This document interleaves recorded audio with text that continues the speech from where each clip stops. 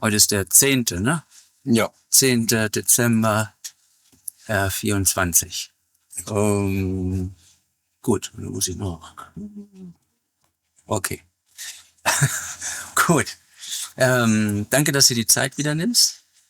Ich wollte gern mit dir über die Geisteslehre oder Lehre der Schöpfungsenergie sprechen. Ursprünglich solltest du ja nur 8 Bücher schreiben. So war es ja ursprünglich geplant. Ja. Mhm. Und wie ist es dazu gekommen? War das von dir aus, dass du, ich schreibe jetzt diese ganzen Lehrbriefe? Ja, der Arbeitsdrang hat das mit sich gebracht. Ja, okay. Also es ist nicht von den Plejadern gekommen, dass die gesagt haben. Nein. Das ist von mir aus gekommen, weil ich einfach gewöhnt bin, zu arbeiten, oder? Und ich habe nichts anderes zu tun gehabt. Ich habe mich müssen zurückhalten von der Arbeit, von der körperlichen Arbeit draussen, mit der Hand arbeiten, draussen mauern und so weiter und so fort. Und dann habe ich halt angefangen zu schreiben. Ah ja. Und statt einfach Zeit verplempern. Ja, schafft man. Ja, ne? Ja, sehr gut, dass du das gemacht hast. Also, weil das schaffe du, das würde uns nicht viel bringen, aber eben die Lehrbriefe sind ganz außergewöhnlich. Ja. Du hast es ja als einen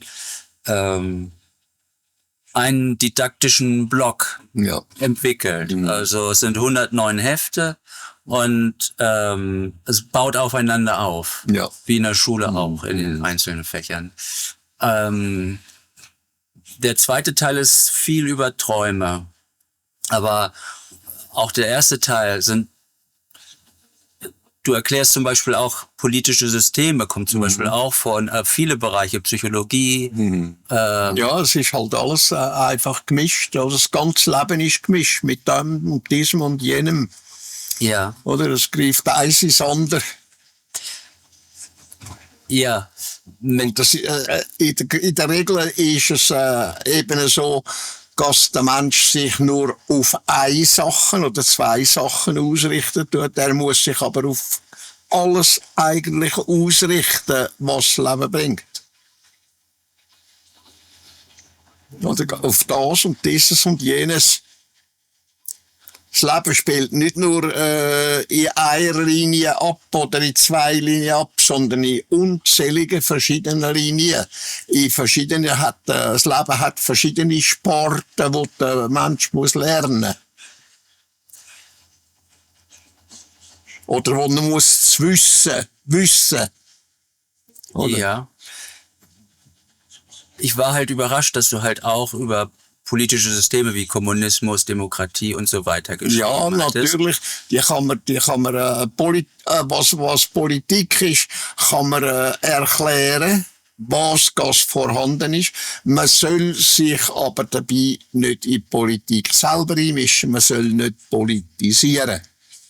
Sondern nur sagen, was politisch passiert, was da und dort geht und läuft, was Politik überhaupt ist und so weiter und so fort.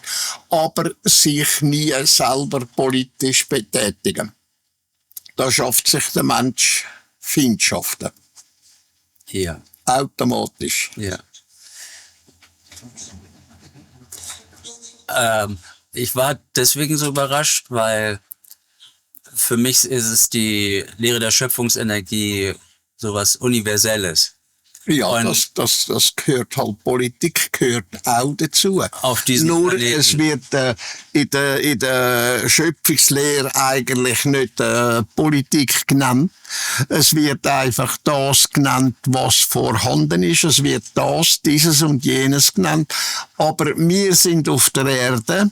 Wir müssen das in Begriff kleiden, wo einem Mensch bekannt sind. Und Politik ist halt etwas, was ihm bekannt ist. Wo er in der Schule praktisch schon lernen tut. Politik. Das passiert durch Politik. Die machen das durch Politik und so weiter und so fort. Politik wird beschlossen, dieses und jenes. Und unter Umständen gemacht. Oder unter Umständen auch nicht. Ja. Ich verstehe die Lehrbriefe so, dass eben gewisse Dinge sind halt wirklich universell auf jedem Planeten, was die Psyche angeht, der Menschen. Egal wie sie aussehen, auf welchem Planeten. Ja. Die Prinzipien sind universell, wirklich universumweit. Auch aber Politik ist universell. Nur auf der Erde wird sie anders gehandhabt als auf einer anderen Welt, wo Menschen leben. Oder? Politik ist universell. Gibt's Kommunismus auch auf anderen Planeten? Oder? Es geht nicht um eine bestimmte Richtung von einer Partei, sondern es geht einfach um Politik. Und Politik ist das, was der Mensch machen tut, dass etwas funktioniert oder nicht funktioniert. Ah, okay. Für alle zusammen, für eine Gemeinschaft, für ein Land, für einen Staat und so weiter und so fort. Ja. Ja, jede Gesellschaft muss sich ja irgendwie organisieren. Ja, muss sich organisieren. Politik ist eigentlich die Organisation, wo zuvorderst steht, dass alles richtig laufen tut in den Völkern. Ja. Oder? Dass gesagt wird, das und das ist richtig, machen das und dieses und jenes. Dann hat die Religion, die so viel Verwirrung stiftet, richtig, auch großen Einfluss. Die Religion ist gegenüber der Politik, wo kann richtig oder falsch sein, ein Unsinn. Denn Religion ist ein Glaube. Politik ist etwas, wo die Menschen selber studieren, wo sie darüber nachdenken, das und jenes müssen wir machen oder nicht machen. Ja. Im Gegensatz zur Religion ist das etwas, wo der Mensch selber muss denken, um etwas zu erdenken, was man muss machen oder was man nicht soll machen. Währenddem, dass die Religion einfach ein Glauben ist, der Mensch muss selber nicht denken, sondern er muss einfach das, was ihm hergerührt wird, was ihm vorgemacht wird, was ihm gesagt wird, glauben. Er muss sich also nicht selber gedanklich anstrengen dafür. Worauf ich hinaus wollte, war, dass bei uns der Glaube so weit verbreitet ist, beeinflusst das auch die Politik. In dem Sinne. Natürlich. Dann bei uns sind Politiker in der Regel religiös. Ja. Oder? Und da in Europa zum Beispiel, die meisten sind katholisch, oder? Dann kommen die Protestanten, also die wie sagt man denen noch? Protestantismus, oder? Ja. Und der Katholizismus, das ist hauptsächlich das, was vertreten wird, glaubensmäßig, religionsmäßig in Europa. Ja. Oder überhaupt in den sogenannten christlichen Ländern. Ja. Oder? Währenddem, dass der Islam bei denen die Heimen ist in Arabien und die Gruppierungen, die rund um die Welt herum sind, die ausgewandert sind, dort und den Glauben mitgenommen haben und weiter an den Unsinn der Religion glauben. Ja. Vielleicht liege ich da ja falsch, aber manchmal wird man auch gefragt, glaubst du an die Demokratie? Oder das ist im Grunde, der Kalte Krieg war ja auch fast ein Das ist nicht ein Glaube, wo der Mensch soll haben, ein Glauben an Demokratie, sondern ein Wissen, ist das richtig oder ist das falsch? Es geht da nicht um einen Glauben.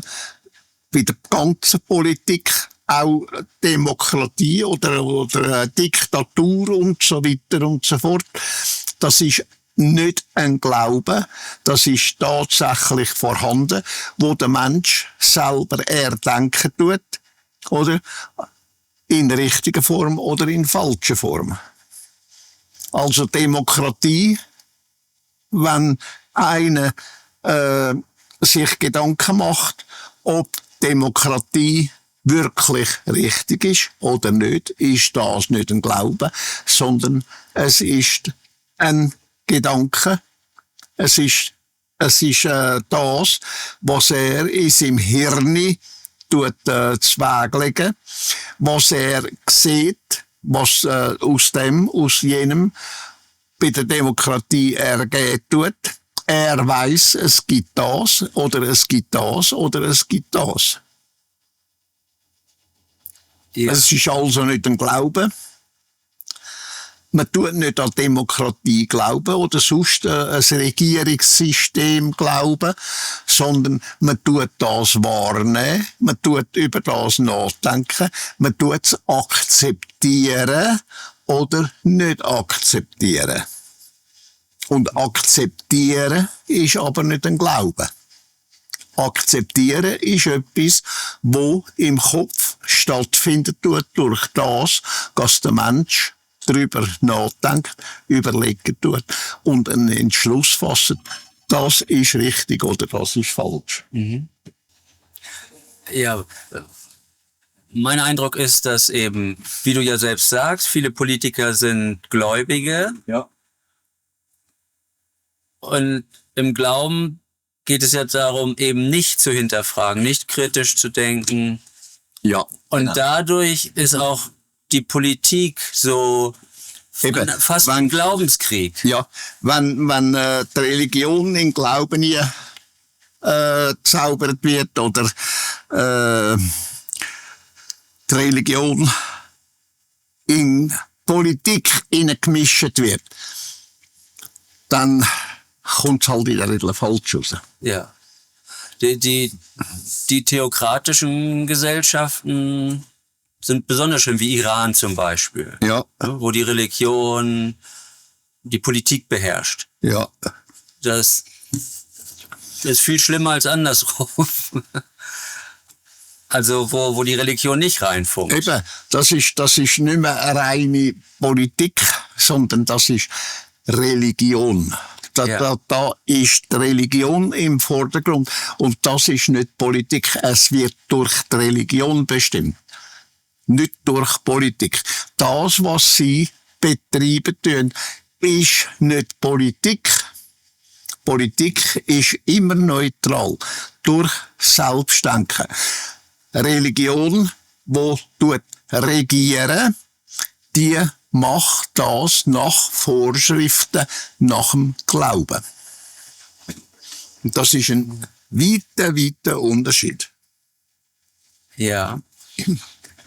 Die unterschiedlichen Systeme sind im Grunde auch Ausdruck der jeweiligen Evolutionsstufe, nicht wahr? Richtig. Ja, wenn es richtig handhabt wird. Ja. Aber dort, wo die Religion hauptsächlich maßgebend ist dabei, ist kein Fortschritt, nichts. Ja. Es wird nicht geändert zum Besseren. Es bleibt immer etwa auf dem gleichen Level liegen. Ja. Währenddem geht es dort, wo die Religion nur da innen ist, aber nicht in der Politik einen Rugel spielen tut, dort ist es ganz anders. Ja. Dort ist einfach nicht ein Glaube, sondern dort ist ein Denken, ein Überlegen. Mhm. Gut, das soll genügen, glaube ich, zum Thema Politik. Gehst auch auf viele andere Themen ein. Also Psychologie, im Grunde auch, wie man sein Leben leben soll oder eben auch, was man wissen sollte fürs Leben. Ja, das ist mal das Verhalten vom Mensch. oder, wie er sich verhalten. Und das hängt wieder davon ab, wie er denken, wie er überlegen, wie er die Sachen sieht, angreift, entschließt, das zu machen und dann handelt. Ja. Und dass er sein Leben selbst bestimmt. Richtig. Eben durch all das. Die Freiheit vom Mensch beinhaltet die Selbstbestimmung. Ohne Freiheit hat der Mensch keine Selbstbestimmung. Also kann nicht selbstständig etwas machen, ohne dass eine Vorschrift kommt und so weiter und so fort. Dann ist er aber nicht mehr frei. Genau wie wir da heutzutage auf der Welt nicht die Freiheit haben als Menschen, wo wir sollten haben. Wir sind schlimmer dran als zur Zeit, als die Vögte regiert haben. Da hat die Gesetze, die Verordnungen, die Reglement und alles, die Vorschriften und alles zusammen und die, wie gesagt, die Gesetze hat es da noch nicht gegeben. Die kommen aus dem Volk raus, weil sie meinen, sie seien die Grössten, wenn sie an die Regierung kommen, wenn sie gewählt werden und so weiter. Dann kann ich und dann mache ich. So. Und dann kommen die Vorschriften, die Gesetze und so weiter und so fort. Und in der Regel, wenn die nichts anderes als nach ihrer Meinung das, was richtig sei, am Volk aufzwingen. Durch Gesetze und Gebote und Verordnungen und Reglement und so weiter und so fort. Ja, und je mehr Menschen, die an die Regierung kommen, immer gewechselt wird, immer neue kommen mit neuen verrückten Ideen, umso mehr Gesetze, Reglement und Verordnungen und so weiter gibt's. und desto weniger Freiheit. Und desto weniger Freiheit. Und der Mensch wird noch mehr gefolgt als zur Volkszeit. Ja. Ja, viele Leute kennen gar nicht, weil es auch nicht groß gesagt wird, wie sehr wir in gar nicht allzu ferner Zukunft durch das Zentralbankgeld und ähnliche Dinge. Unter Druck. Siehst du im ersten Bericht, aus dem Bericht, wo im 24. November noch fertig, wo ich fertig muss reinnehmen. Ja. Wo wir nur ein Stück haben können. Dort drinnen steht es auch. Ja. Und das habe ich erst vor wenigen Tagen gesehen. Da wurde in England Dr. Roger Geowolf, heißt er. Der war Berater der Bank von England, also der Zentralbank von England. Und der sagte, dass in den letzten Jahren über 1 Million Menschen nur in England das Konto weggenommen wurde. Und die sind halt auf so eine Liste gekommen, irgendwie. Und zum Teil auch durch künstliche Intelligenz, aber eben natürlich auch durch Menschen. Und über 1 Million haben ihr Konto verloren. Ja. Und im letzten Jahr, und das Interview ist schon ein Jahr her, sagte er, waren es 343.000 nur in England. Ja. Und dann sagten sie später noch, dass auch kleine Firmen, und zwar kleine und mittelständige Firmen, vormundet. 140.000. Totale Kontrolle. Ja, aber durch den Staat totale Kontrolle. Und die kannst du nicht mehr stoppen. Der Mensch ist so gleichgültig und so blöd, dumm und dämlich geworden, also nicht denkend, oder? Dass er alles einfach über sich ergehen lassen hat und weiterhin über sich ergehen lässt und nichts unternimmt, um dagegen zu arbeiten.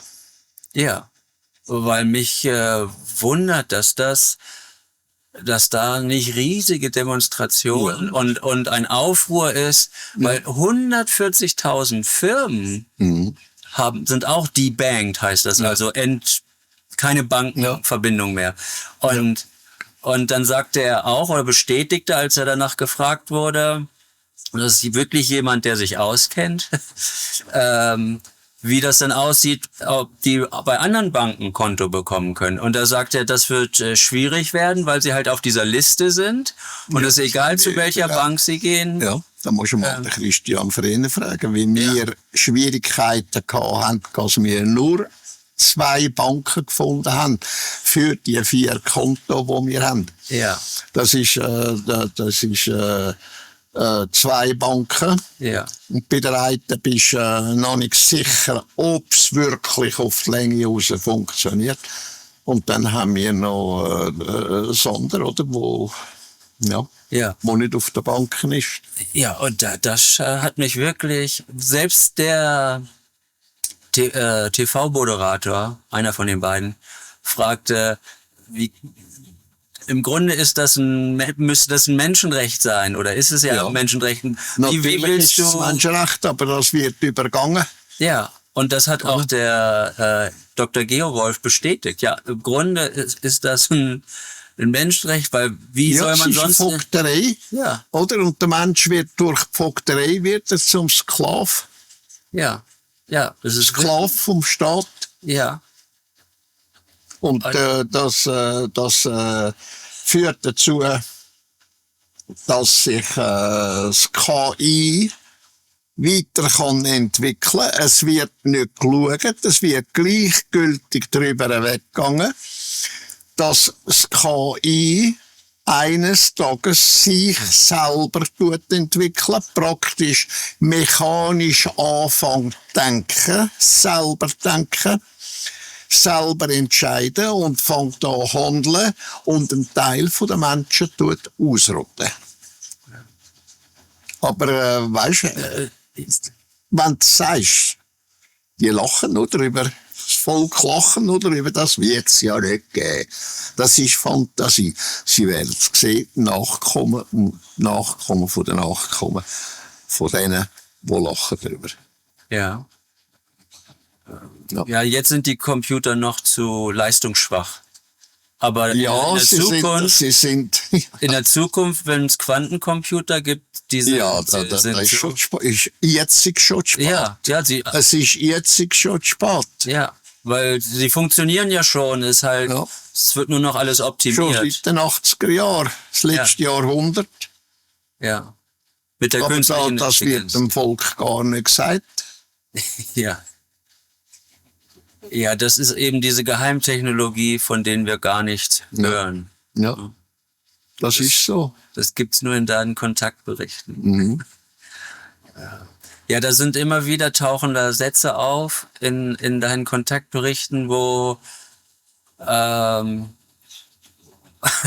wo man sich so in La-La-Land fühlt, wo man sagt, das kann nicht sein, aber es ist so. Es ist wirklich, es ist schon so. Wie ich da gesagt habe und was auch geschrieben ist, es ist bereits geschrieben. Ich kann das raussuchen, wenn du es willst. Ich kann das rauskopieren. Das wird ja veröffentlicht. Was ich gesagt habe, aber... ja, nee, es kommt ja bald. Ja. Da wird es ja veröffentlicht, dann kann es jeder lesen. Das ist dann der 902. Erste. Mhm. Ah, okay, 901. Und 902. ist vom letzten Sonntag, wo der Arleon auch da war. Und wo sie sagen, sie brauchen einfach mit ihren Leuten Zeit. Und es kann keinen Kontaktbericht mehr geben. Wir müssen das abstellen, das funktioniert nicht mehr. Ja. Alleine durch die religiöse Energie und hauptsächlich durch den Katholizismus. Ja, die immer wieder bei deinem Computer reinfunkt und Störungen und Manipulationen. Wir haben letzten Samstag mit der Quittung und mit dem Dings da. Ja, mit diesen Manifestationen, das ist halt noch verrückter. Ne? Oder dass Dinge eben auch verschwinden. Ja, da muss man mal sagen, die kommen einfach, das materialisieren einfach da und gehen am Boden runter. Muss man mal sagen, wie die Quittung, ich habe sie da auf dem Tisch gehabt und ist fort. Ja. Ich habe gemeint, es sei bei der Post vergessen gegangen. Oder? Dabei ist sie nachher da hinten oben gewesen, bei den Büchern oben gesteckt. Ja. Führer geschaut, weisst du, da. Muss man mal sagen, wie das geht. Ja, der Gedanke kommt mir gerade generell in Religion, also auch ganz stark im tibetischen Buddhismus wird mit Visualisation gearbeitet. Und das führt am Ende ja zu so einer Art gewissen Wahn.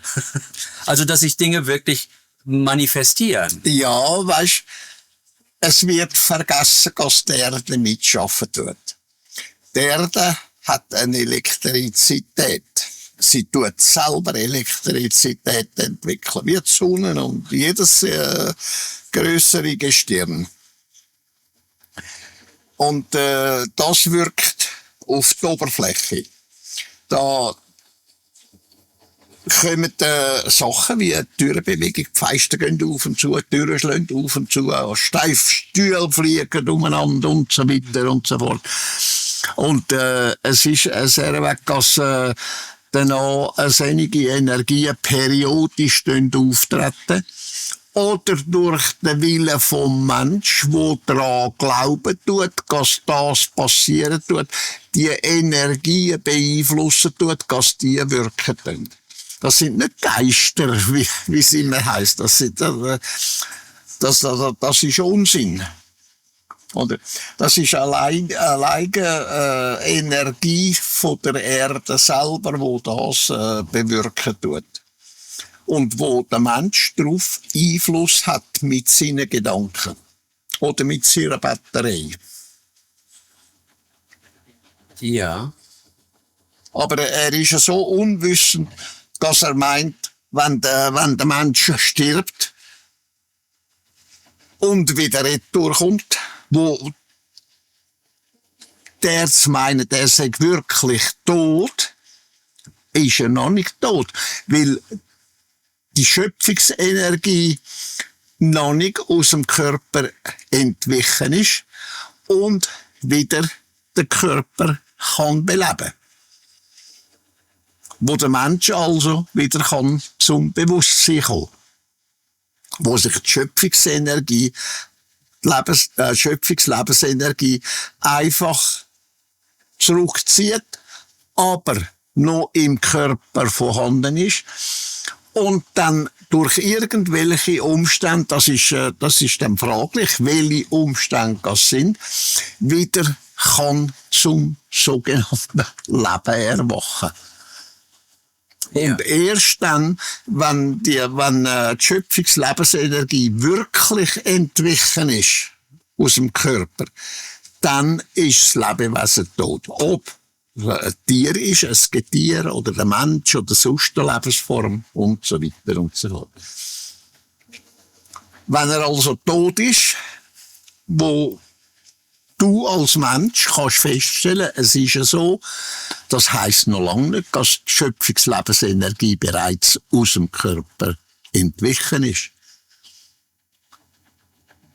Aber der Mensch ist darauf eingestellt, dass ein Toter wieder zum Leben erwacht. Das stimmt nicht, er ist noch nicht tot, solange die Lebensenergie im Körper innen ist. Also im Kopf. Ja. Ja, manche sind... Nur kannst du die unter Umständen als Arzt eben nicht mehr feststellen. Aber sie ist noch vorhanden. Ja. Oder? Ja, Wunsch. Das kann Minuten dauern, das kann sogar Stunden dauern oder sogar Tage, bis der Körper dann wirklich tot ist. Oder? Ja. Ja, Scheintote hat es immer wieder gegeben. Ja. Eben, Und dem sagen sie dann Scheintote, oder? ja, ja. Ja. Ähm, Es scheint nur, ja, es ist nicht Wirklichkeit. ja. Gerade so, dass wenn jemand, wie könnte man das am besten Gibt's da ein Wort für? Wir sagen halt Inkarnation, eine erneute Inkarnation. Nein, das ist nicht eine Inkarnation. Eine Inkarnation heisst im Deutschen Wiedergeburt. Und das ist es nicht.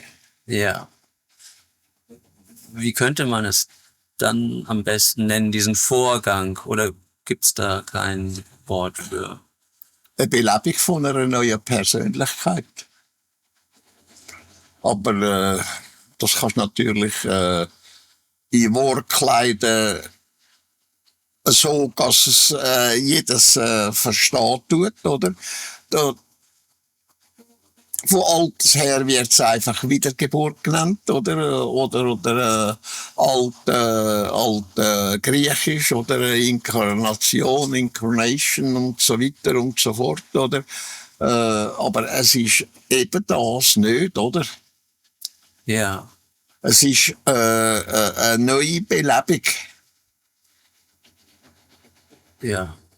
Wenn man es aus der anderen Sicht sieht, ist es einfacher. Man tritt wieder in einen Körper ein, um Erfahrung zu sammeln, Ja. zu evolutionieren Ja. und im Jenseits wird es dann sozusagen verarbeitet. Da kannst du dir das so vorstellen.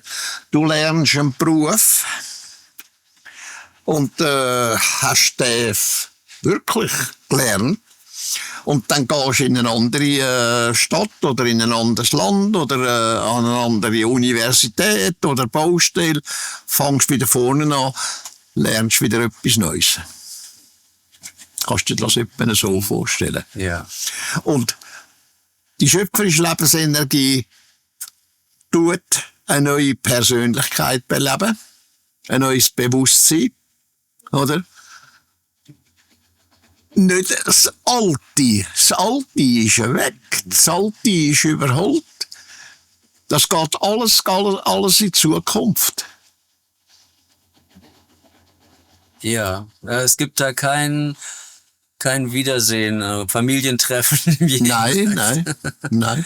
Das ist halt so dieser.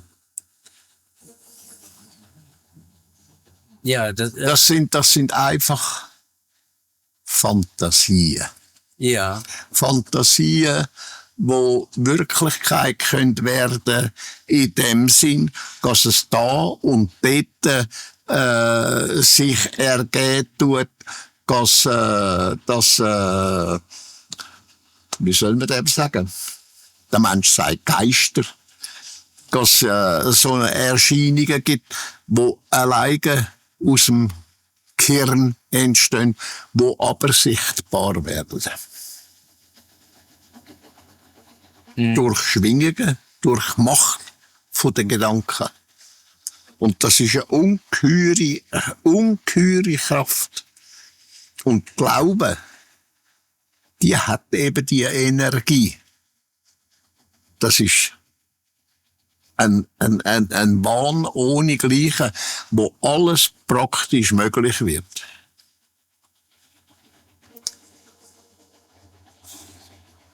Ja, Also, weisst möglich. Nicht, es wird möglich, aber nicht Wirklichkeit. Und ja. möglich sein und Wirklichkeit ist eben etwas anderes. Ja, damit wird halt eben auch immer geködert, so wenn Ja. Wunderheilung oder ähnliches, Ja, ne? genau. Die in Wirklichkeit eine Manipulation. Genau. Wo der Mensch zum Beispiel einen anderen kann heilen durch seine Gedankenkraft. Ja. Das ist möglich. Das ist genau gleich wie Hypnose, nur in einer anderen Art und Weise. Wie soll man sagen? Auf eine andere Ebene geleitet. Ja. Oder? So kannst du im nächsten Zahnweh aufheben. Ja. Ja. Ja, in Schweden wird viel mit Hypnose bei Zahnärzten Ja. gearbeitet. Ja. Oder psychische Verwicklungen, Schäden und so weiter kannst du durch Hypnose einfach auflösen. Ja. Immer vorausgesetzt, du weißt wie. Ja, da ist Milton Erickson, Ja. gilt da so als der berühmteste Hypnotherapeut. Aha. Und da gibt es einen Schüler von ihm, der die Geschichte erzählt, er ist zu ihm ins Büro gekommen und sie haben angefangen, sich zu unterhalten. Und das nächste, was er erinnert, ist nur, dass er wieder rausgeht. Das ganze Gespräch, also er hat ihn, und der war selbst Hypnotherapeut, also ausgebildeter schon. Und wo er damit zum Ausdruck bringt, dass der auf einer ganz anderen Ebene war. Der konnte auch erfahrene Hypnotherapeuten eben wie ihn hypnotisieren, ohne dass er es selbst gemerkt hat. Und hat auch spektakuläre Erfolge gehabt, Herr Milton Erickson. Aber niemand hat es, glaube ich, jedenfalls wüsste ich von niemandem, der es auf sein Niveau gebracht hat. Also er war auch sehr mitfühlend und hat wirklich es nicht negativ eingesetzt, sondern wirklich nur zum Wohle der jeweiligen Patienten. Ja. Ja, mit der Gedankenkraft, da kannst du eben viel machen, weißt du? Und ja. Ist das, wenn jemand einen hypnotisiert, ist das ein Einsatz der Gedankenkraft oder wird da etwas aktiviert? Ja, das ist Gedankenkraft. Die setzt Schwingungen frei. Gedankenkraft ist das, was man eigentlich sagt. Das heisst eigentlich Gedankenenergie. Aber der Mensch redet immer von Kraft. Es ist aber wirklich Energie, eine Schwingung. Und in diesem Fall weißt, mit wem habe ich am besten können über das reden und diskutieren? Mit dem Bender? Nein. Mit dem Dr. Radhakrishnan von Indien. Ah, wirklich? Präsident von Indien, der war noch Philosoph gewesen, und der hat das auch beherrschen können. Oder hat das beherrscht, aber er hat geschwiegen darüber. Er hat es nie gemacht, wenn es irgendjemand gemerkt hat. Er hat das nicht wollen, dass man ihn nachher an den Himmel lupft. Ah ja, interessant. Das ist der Dr. Radhakrishnan. Ja. Den habe ich kennengelernt in Merauli, wo sie mich angeschossen haben vom Doc Hill oben. Ja, er war ja sogar dabei. Ja, er ist dabei gewesen. Ja. Und wegen ihm hat es eben dann den Polizeirapport gegeben. So schwer, sonst hätte ich nie etwas gesagt darüber. Ja. Ja, und mit ihm hast du können reden und er ist wirklich da oben wief gewesen. Ja. Bei Politikern heutzutage wäre das natürlich, die meisten wären, glaube ich, oder sind versucht, das dann zu ja, die würden da versuchen, weißt, alles an sich zu reissen, oder? Ja. Ja. Wie so, da kommen Diktator draus raus und weiss ich was. Ja. Nochmal, sozusagen die Hypnose, wenn man sagt, der heilt jemanden durch Gedankenkraft, hast du gesagt. Das ist Schwingung, Energie. Ist Gedankenenergie. Ja, Gedankenenergie. Das ist dann. Der Mensch sagt einfach Gedankenkraft, oder? Aber es ist nicht einfach Kraft, sondern es ist wirklich Energie, schwingende Energie. Ja. Und das ist ja in beiden Fällen so, sowohl bei der Hypnose als auch jetzt bei einer Heilung, sagst du. Ja. Aber ist es eine andere Art von Gedankenenergie oder ist es auch die gleiche Energie, nur anders verwendet, sozusagen? Sie ist anders verwendet, bewusst anders verwendet. Ah ja. Dann, es ist ein sehr Weg, du kannst jedes Plasma, auch Gedankenenergie ist ja ein Plasma. Und Plasma kannst du mit der Zeit, ja, es wird noch lang gehen. Aber mit der Zeit kannst du eben Plasma verdichten. Nicht materiell machen in dem Sinn, wie zum Beispiel Plasma kannst zu einer festen Materie machen, Ja. oder? Das kannst, oder? Und unsere Erdkugel ist eingeschlossen von einer Plasmaebene. Und die ist gar nicht so hoch oben, die ist ein paar hundert Meter über uns. Ist Plasma. Und das Plasma ist fähig, dass andere Plasma, die kommen, weitergeleitet werden.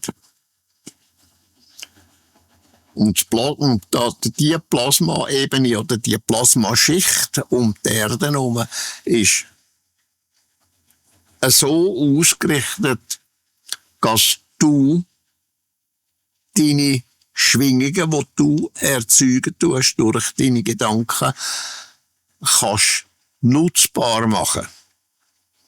Dass also deine Gedanken das und dieses können bewerkstelligen.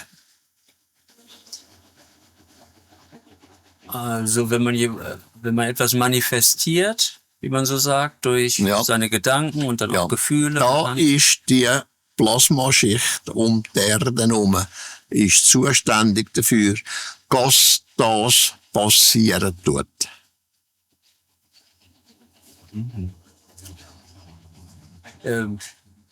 Reicht die bis zur Erde runter oder beginnt die? Okay, aber ist nur ein paar hundert Meter hoch. Ja, die ist nur ein paar hundert Meter über uns. Ja. Okay. Plasma heißt es halt, das ist der 4. energetische Zustand, also fest, flüssig, Gas und Plasma. Ja, so ist unser Wissensstand. Das Plasma ist fähig, Sachen zu verdichten, Sachen zu materialisieren, Sachen, wo sich der Mensch erfantasieren tut, sichtbar zu machen und so weiter und so fort. Hat das dann auch was vielleicht mit den Manifestationen in deinem Computer oder andere Materialisationen zu tun? Nein, das geht noch viel weiter. Mhm. Und da kommen jetzt nicht dahinter, der Marleon und seine Leute kommen nicht dahinter, wie es das angehen können. Sie können es feststellen, aber das Wie, dass das kann beeinflusst werden auf eine andere Art, als sie eben entstehen tut, das ist das Problem. Sie suchen den Weg, um dem beizukommen, um Herr zu werden, praktisch, wie wir sagen, da auf der Erde, Herr zu werden über die Energie, über das Plasma, wo da ausgelöst wird durch die Gedankenwelt in den Religionen.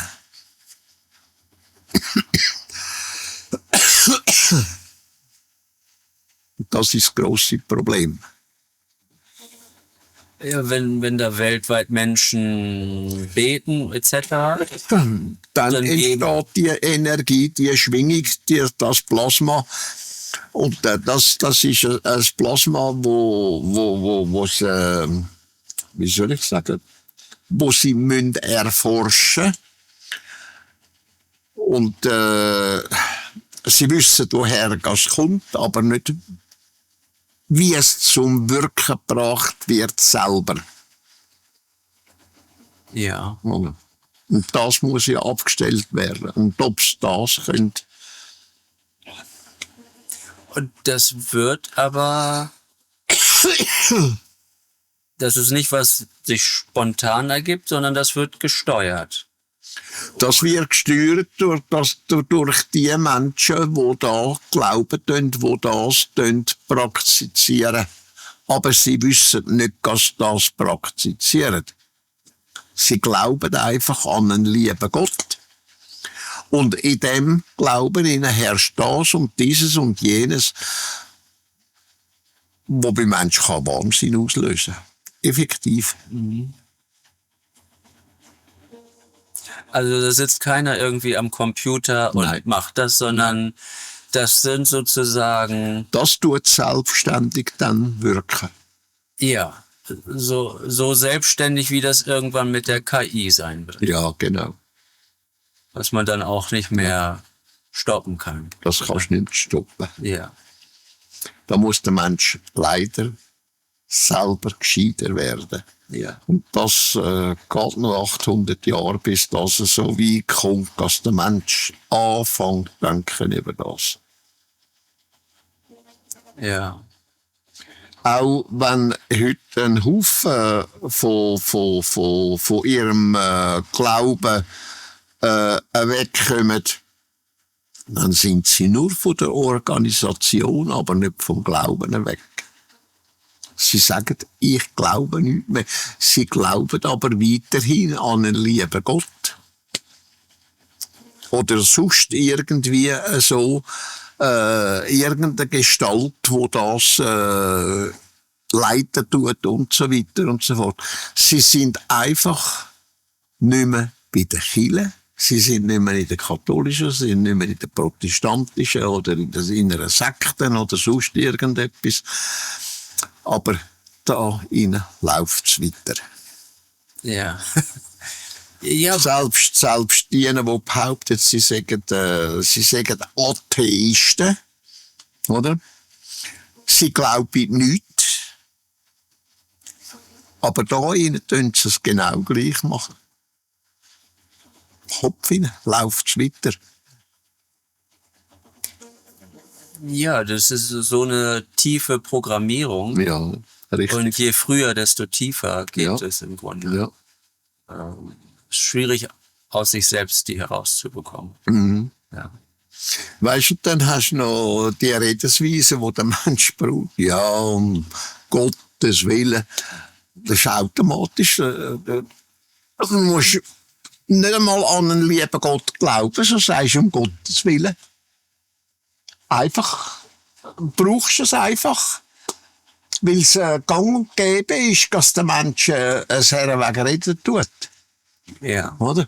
Wenn du wirklich weisst, es gibt keinen Gott. Oder?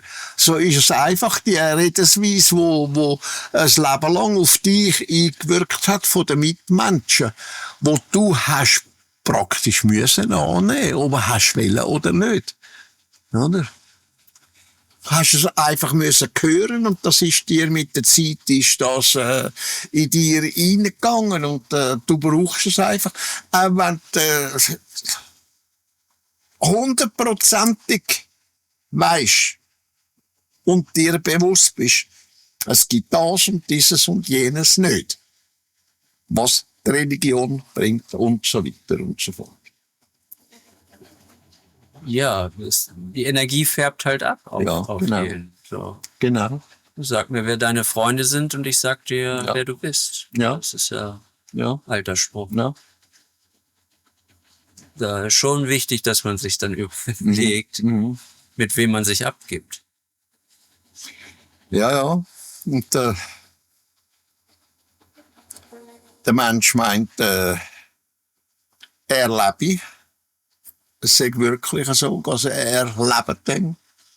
Aber eines Tages kommt es so, wie mein Vater einmal gehört hat. Und das gebraucht hat und gesagt hat, aber das hat es niemand wahrgenommen. Da hat er aufgefangen, lebe so und wie du und wann du willst, so wünschst du dir gelebt zu haben. Der Mensch lebt nicht, er schleicht praktisch durchs Leben, oder?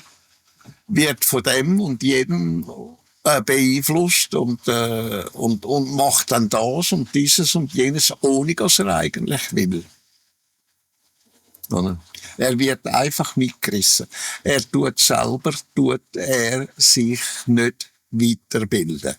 In der Form, dass er nur das wirklich wahrnimmt, was Wirklichkeit ist. Und die Wahrheit ist, er lässt sich beeinflussen von dem, von diesem und jenem und tut selber nicht denken. In der Form, wo er müsste denken. Und da wäre ein Muss dahinter. Dass, wenn er wirklich Mensch will sein in dieser Art und Weise, wo man sagt, es ist tatsächlich ein Mensch. Ja, also, Weißt, ein Mensch, wie soll ich das sagen? Weißt, der ein selbstbestimmtes Leben führt. ja, Aber alles andere ist ja absolut selbstbestimmend und selbstentscheidend und selbsthandelnd. Und das kannst du heute ja nicht einmal mehr. Weil du die Gesetze hast, die Verbote hast, die Regeln hast, die Verordnungen und die Reglements und weiss ich was alles. Oder? Das kannst nicht.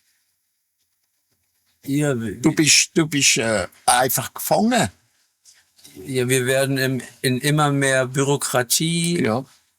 Eben, das ist die gebunden. totale Kontrolle. Ja, Die totale Kontrolle über den Mensch. ja. Du verbringst immer mehr Zeit mit Papierkram, Ja. mit den Behörden und den Und wenn Rechnungen. du dich wehrst dagegen, dann passiert, dass du gestraft wirst dafür. Ja. Das ist das, was eben kommt.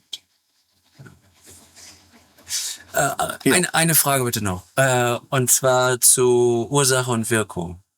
Da wurde ich halt auch gefragt. Das wird ja dann oft mit Karma verwechselt oder so. Das ist es ja nicht, sondern Ursache und Wirkung ist universell, Universell, richtig. dass egal wo man ist, ob man auf einen anderen Planeten geht Richtig. oder andere Rasse, wie Das auch spielt immer. überhaupt keine Rolle, wo du bist. Das- Das ist immer die Ursache und die Wirkung für alles und jedes, was geht und läuft. Ja. Und was sich ergibt. Und Für alles ist immer eine Ursache vorhanden. Und für alles ist immer eine Wirkung vorhanden. Das kannst du anders gar nicht haben. Es gibt's nicht, dass einfach, wie soll ich sagen, nichts wäre. Es wäre kein Planet, es wäre keine Schöpfung, es wäre keine Natur, es wäre Existenz, nichts wäre. Es muss also eine Ursache haben und eine Wirkung haben. ja, und sie bedingen sich gegenseitig. Die bedingen sich. Ja, So wie da eine Ursache ist, wird es eine Wirkung Ja. geben. ja. Und wenn es eine Wirkung gibt, muss es eine Ursache. Muss es auch eine Ursache haben. Ja. Und es ist ein Muss. Anders ist es gar Ja. nicht möglich. Ja. Ja. Das ist schon von Grund auf so. So ist die ganze Schöpfung aufgebaut. Das Ja. ganze Universum ist ja so aufgebaut. Das 7-fache Universum ist ja so aufgebaut. Wie du es immer anschaust. Und das ist im Grunde die Basis für ein selbstbestimmtes Leben, weil wenn Ja, ich dementsprechende Ursachen Richtig. pflanze oder wie auch Ja. immer, Ja. wie ein Same, Ja. dann Eine Pflanze kann nur wachsen, wenn sie aus einem Samen entspringt. ja, Und der Samen kann nur entspringen durch das, dass eine Pflanze vorher war, die einen Samen geschaffen hat. ja, ja, Und aller Anfang war nichts anderes als Plasma gewesen. Energie, wo angefangen hat, sich entwickeln zu dem und zu jedem, oder? Und andere Energien erzeugt hat und so weiter und so fort. Dass alles angefangen hat zu funktionieren, von Grund auf. Ist nichts anderes als ein Plasma gewesen, ein Energieplasma. Oder? Und das Plasma, das existiert noch heute. Nur, dass wir das nicht sehen. Eventuell können wir das eines Tages feststellen, oder ist schon festgestellt worden, ich weiß es nicht. Vielleicht haben wir intelligente Menschen, die das bereits gewusst haben, die vielleicht umgebracht worden sind deswegen, weil sie viel gewusst haben. Ja. Das Plasma ist aber nicht, tut mir leid, dass ich jetzt noch fragen muss, aber das Plasma ist nicht die Raumenergie, das ist was anderes. Das ist was anderes. Das ist was anderes. Gut. Das ist, entsteht aus der Energie, aus der Schöpfungsenergie raus. Weil es das brauchen tut, dass wieder etwas funktionieren kann. Genau, wenn du ein Auto hast, es kann nur funktionieren, dass du, also wir tun es jetzt mit Plasma, tun wir es jetzt vergleichen, dass du ein Plasma in den Motor, in den Tank hineingibst, wo nachher die und die Wirkung erzeugen tut, damit das Auto anfängt zu laufen und fahren tut. Ja, konkret. Es hat alles seinen Ursprung. Ja.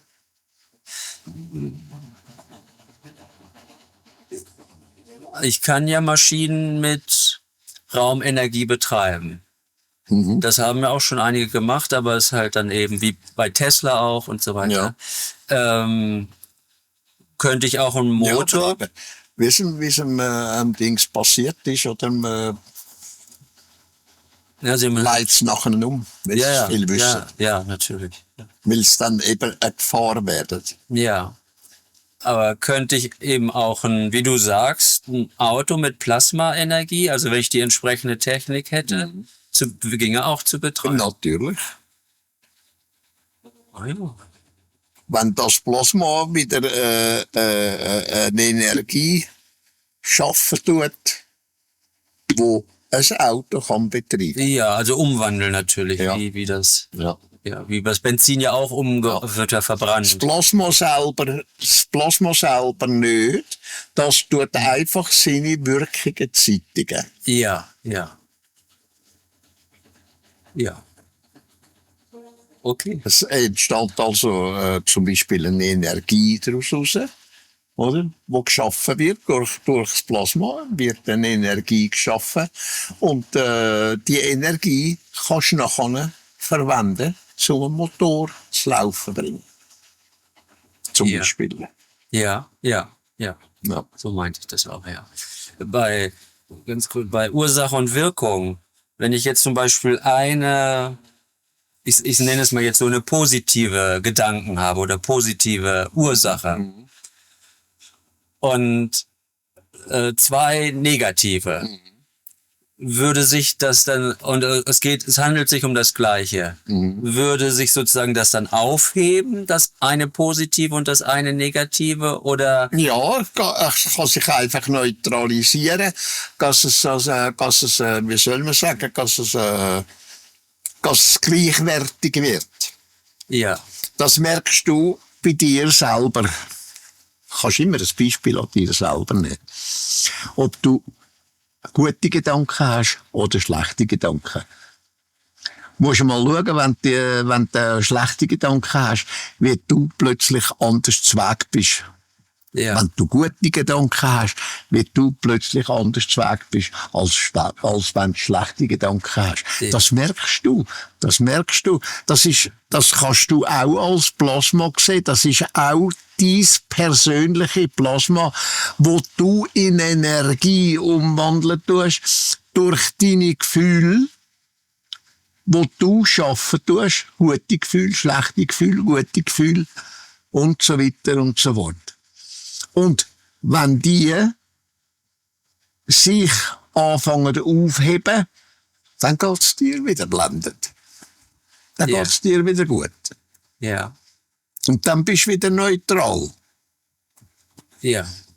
Und das merkst du, wenn du auf dich selber achtest.